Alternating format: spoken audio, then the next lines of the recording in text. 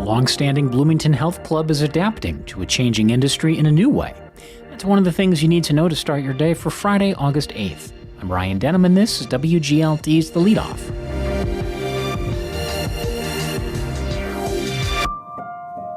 Now let's lead off with the latest on the redistricting standoff that brought Texas Democrats to Illinois. WGLT's Lauren Warnicki has the story. Governor J.B. Pritzker brushed aside suggestions that FBI agents could be deployed to arrest a group of Texas Democratic lawmakers. They fled to Illinois to delay voting on a mid-decade Republican redistricting plan.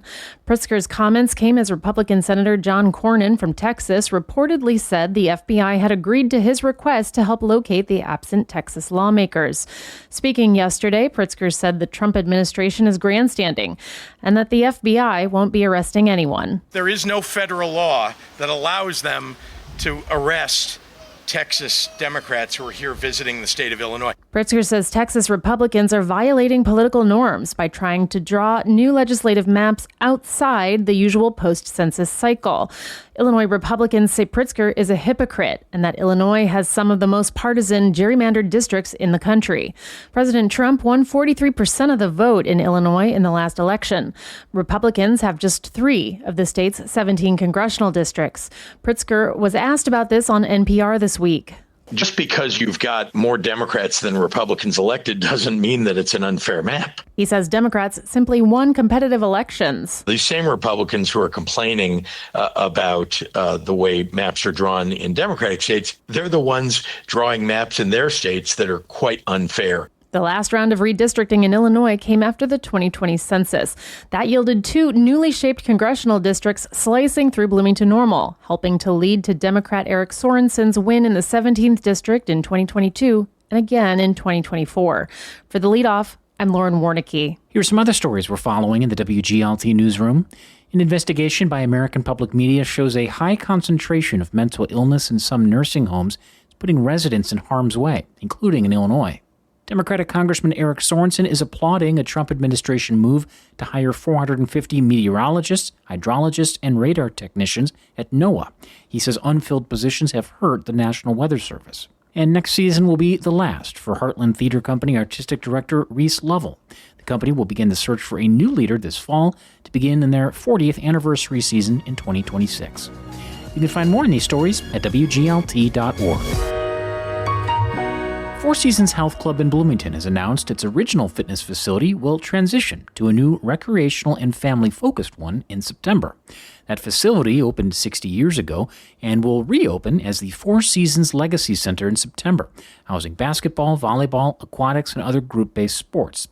In this interview with WGLT student reporter Ben Howell, Four Seasons president and CEO Tony Meyer talks about what it's like to run a fitness business in Bloomington-Normal. After the pandemic, we lost a large percentage of our membership population, and our traffic at the Four Seasons Road location, FS1, now the Legacy Center, didn't keep up with the Airport Road location. So we, had looked at all types of different alternatives for that location and decided that we'll honor the legacy of Four Seasons by renaming it to the Legacy Center.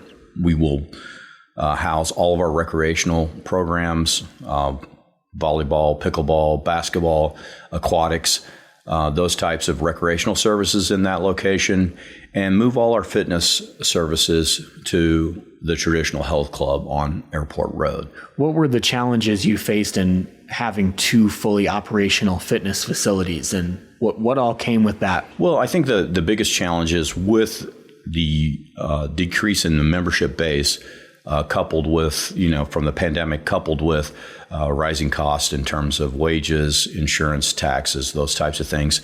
Our operational cost just far outgrew what our revenues were.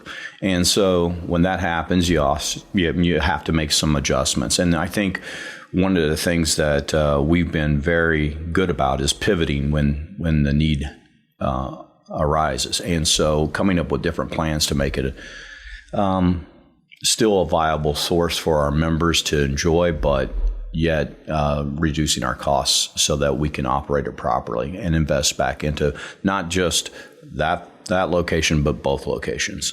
How do you measure up against the competition for fitness in Bloomington Normal? What do you explain to someone why they should choose you over the other types of fitness places or the other subscription options? For us here in the Bloomington Normal community, one of the things that we really kind of focus on and lean into is, supporting local businesses, and businesses like ours have been in the area for 60 years.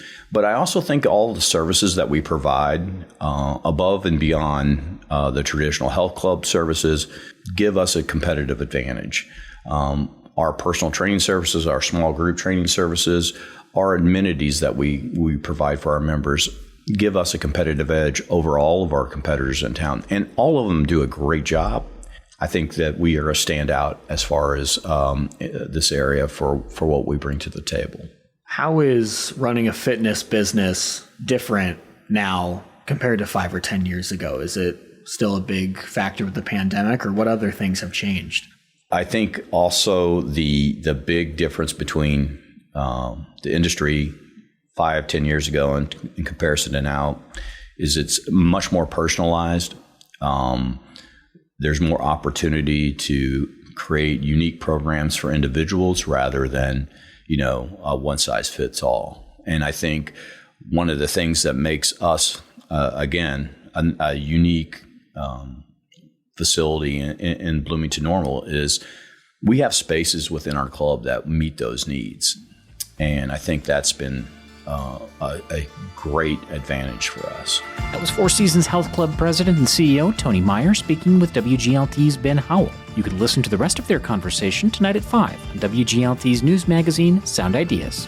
And before we let you go, classic cars and live music come to town tomorrow for Cruisin' Uptown Normal. That's from 4 to 8 p.m., organized by the Mid-State Cruisers. And that is it for today. Have a good weekend. I'm Ryan Denham, and the show was produced by Brendan McMonigal. You can subscribe to the Leadoff on the NPR app or wherever you listen.